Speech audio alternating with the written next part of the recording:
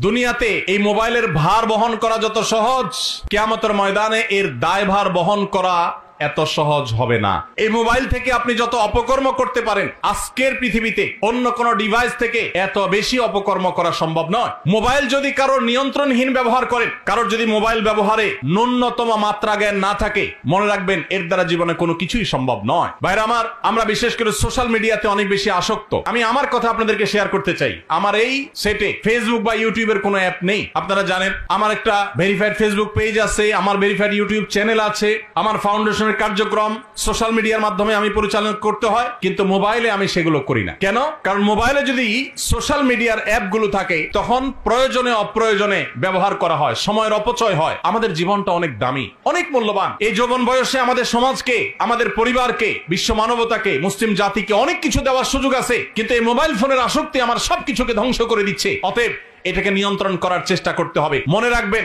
Mobile ফোনে আসক্ত কোনো মানুষ দ্বারা জীবনে বড় কোনো কাজ করা সম্ভব নয়।